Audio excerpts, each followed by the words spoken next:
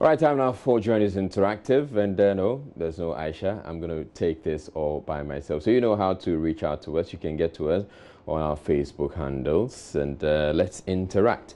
We're starting with former Youth and Sports Minister Sophia, who is advocating for a legal regime that will limit private persons sponsoring the electoral campaigns of political parties.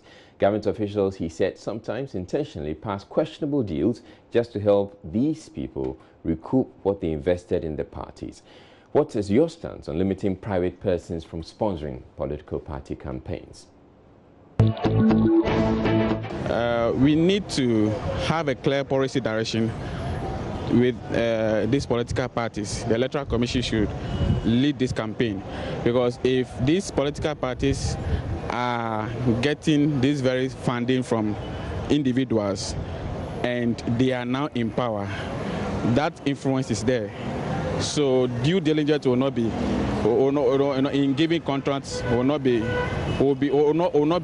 properly adhered to, because that favor, they need to give back that favor to these very individuals. So it's going to lead to the very things that we are crying over, the corruption and everything. Sponsoring the political party is not the right way, because the moment that party comes to power, and since he has sponsored them, automatically they have to give him some contracts, or they have to fix him somewhere, either in a position. That's why wrong people, that's why I always say that, you see, a square pack has been put into a round hole because some people has been fixed in a position whereby they don't fit to be there because of sponsoring that party to power. That's why those people gain their chance of being at that position.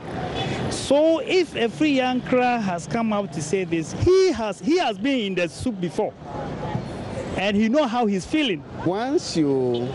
Once somebody funds you, it's difficult to also say no to him or her in case the person is also coming to you for help.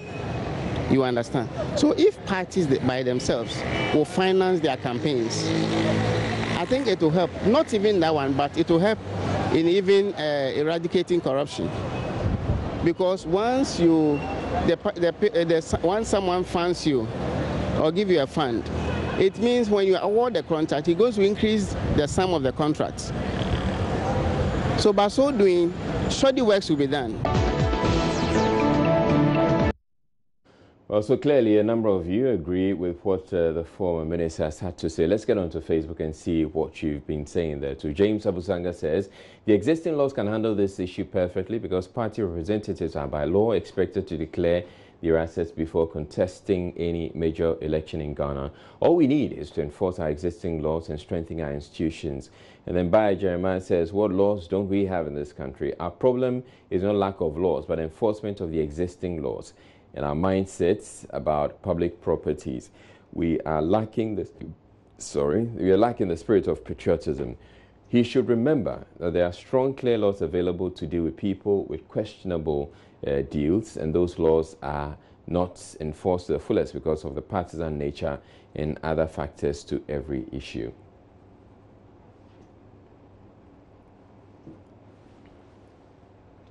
The 2016 presidential candidate for the Progressive People's Party, Dr. Papa Kwesi Indom, has advised traders to invest in local banks, explaining it is the surest way for sustainable development in the country. His call follows an appeal to customers of his bank to cease panic withdrawals, which he says is giving him sleepless nights.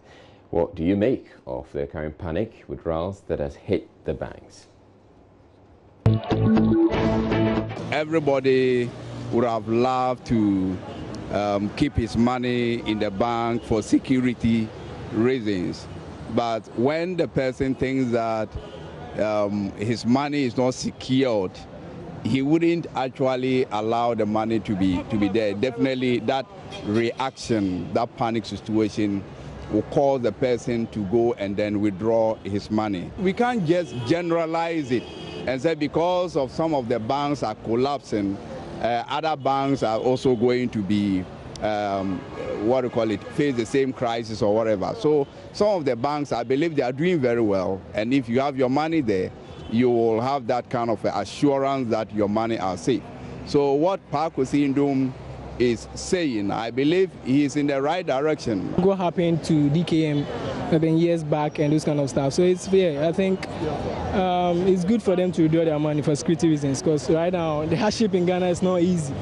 It's not easy to be keeping your money at the banks where you are not safe. And I believe that what's supposed to be done is to the Bank of Ghana is asking the banks to come up with a minimum requirement as to how a minimum requirement, and for him to also to go around, he needs to let the traders know that okay, he's able to get what the Bank of Ghana is requesting of the banks to make available.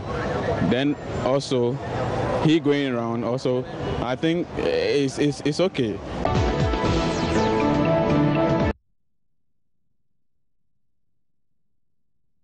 Okay, so we get onto Facebook, and on Facebook, Asempa Thelma says, please, customers of GN Bank, relax because your money is safe at GN Bank. And Sylvester Malku comes in and says, thanks, madam. Sheriff Suleiman says, it all emanates from the action of the BOG, merging 5 banks that they said faced liquidity challenges. This created the impression there's panic among customers as they perceive their banks following suit, hence the panic withdrawals to stay on the safer side. And Kwabena Danso says, I make Baumia. I don't understand. James Abusanga says, the only way to stop panic withdrawals is through sensitization by Bank of Ghana, assuring customers that the remaining banks are viable.